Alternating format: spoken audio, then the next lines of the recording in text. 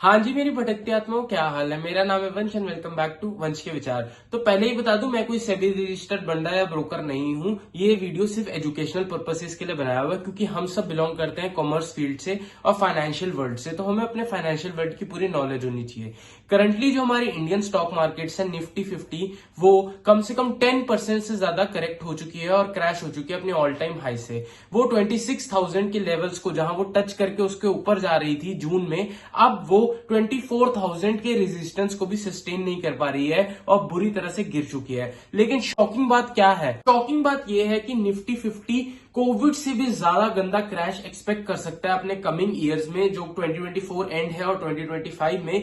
और मैं यहाँ कोई हवा में बातें नहीं कर रहा हूं, मैं पूरे फैक्ट्स के साथ आज आपके साथ बातें करने वाला हूं कि कैसे इतना गंदा फॉल एक्सपेक्टेड है हमारे स्टॉक मार्केट्स में। तो चलिए इस वीडियो को शुरू कर लेते हैं। जो हमारे निफ्टी 50 में अबाउट 50 स्टॉक्स हैं, वो अपने 52 वीक ऑल हाई से 40% से ज्यादा करेक्ट हो चुके हैं। जिसका मेन रीजन जो मुझे लग रहा है, that is the FII, foreign institutional investors. जो बड़े बड़े फॉरेन के इंस्टीट्यूशनल इन्वेस्टर्स होते हैं, वो इंडियन मार्केट से अपने फंड्स को विड्रॉ कर रहे हैं। जनरली देखा गया है कि कोविड-19 के फॉल में फॉरेन इंस्टीट्यूशनल इन्वेस्टर्स ने 61,972 करोड़ रुपीस की सेलिंग करी थी कि भैया हमें ये नहीं चाहिए, हम तो यहां से जा रहे हैं, विड्रॉ कर रहे हैं अपने फंड्स को। बट शॉकिंग बात यह है कि मोर देन 1 लाख करोड़ के फंड्स सेल हो चुके हैं सिर्फ अक्टूबर 2024 अलोन में। जहां कोविड के फॉल के टाइम पे 60,000 सेल हुए थे, उसका डबल अमाउंट सिर्फ एक अक्टूबर मंथ में सेल हो चुका है। और आप चार्ट देखेंगे तो कॉन्स्टेंटली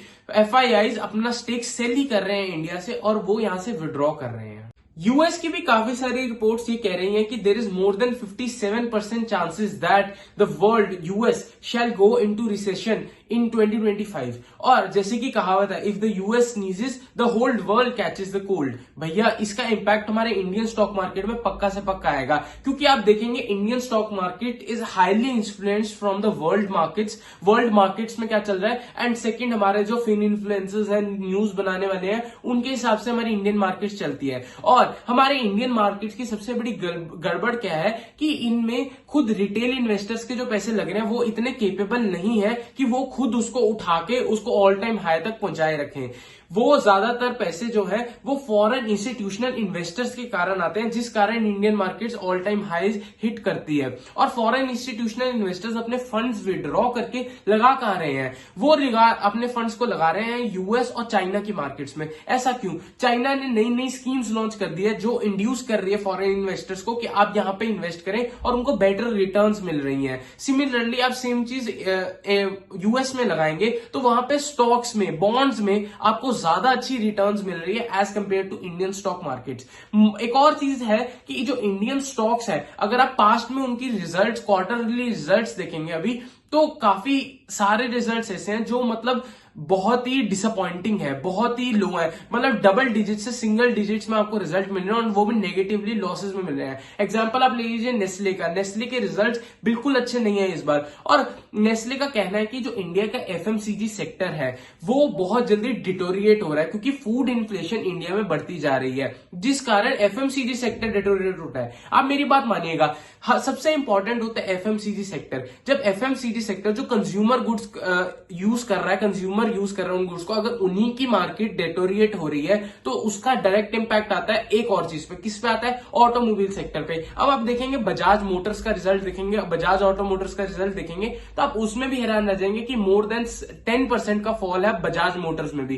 तो इसका मतलब क्या है कि भैया कंज्यूमर गुड्स में भी लो डिमांड है। सिमिलरली हमारे जो है ऑटो सेल्स भी इस बार कम हुई है, दिवाली को कंसर्न में रखते हुए, क्योंकि दिवाली जैसे इवेंट पे बहुत हाई चांसेस है कि ऑटो वगैरह की सेल्स हो, बट इट रिड्यूस्ड, ऑटोमोबाइल्स की सेल्स भी रिड्यूस हुई है, जिसका इंपैक्ट पड़ा है बैंक्स पे। क्यों? बैंक्स फाइनेंस करते हैं उन चीजों को, और बैंक्स का भी रिजल्ट्स, क्वार्टरली रिजल्ट्स अच्छे नहीं है। बीट HDFC, कोटक और इंडसइंड बैंक तो ऐसा है कि वो डेली इंट्रा डे में 20% से ज्यादा गिर रहा है, इतनी बुरी तरह इफेक्ट आ रहा है। इवन आप IPOs देखेंगे, Hyundai मोटर्स का IPO लिस्ट हुआ था, वो भी डिस्काउंट पे लिस्ट हुआ था। रीजन बीइंग क्योंकि ऑटोमोबाइल सेक्टर बढ़िया से इंपैक्ट नहीं कर रहा था। आप देखेंगे तो वॉरेन बफे जैसे स्मार्ट इन्वेस्टर्स को, अगर आप उनकी ट्रैक रिकॉर्ड ध्यान रखेंगे, तो उन्होंने बर्कशायर हैथवे में भी अपना शेयर बेचा था। और हमने रिसेंटली देखा 2024 के मिड में ही वो जब मार्केट्स हाई पे थे उन्होंने अपना शेयर बेचना शुरू कर दिया था और लिक्विड कैश इकट्ठा कर रहे थे।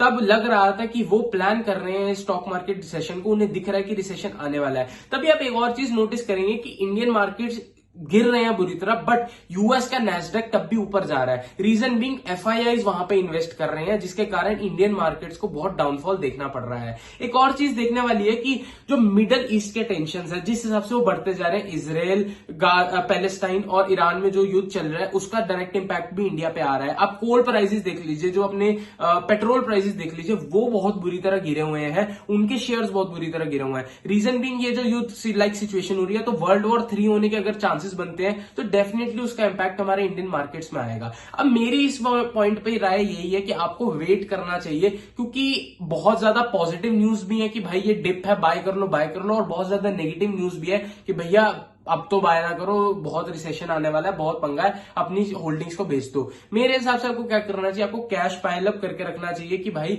जिस दिन मार्केट भागने के मूड में होगी, क्योंकि मार्केट कैसा है, जिस दिन भागने को तैयार होगी ना, ये रुकने नहीं वाली, ये इंडियन मार्केट है, उस दिन अपने आप को तैयार करके रखना कि हाँ यार हमें यहां से ऊपर जाना है और बढ़िया से अपने फंड्स को रेडी रखना है।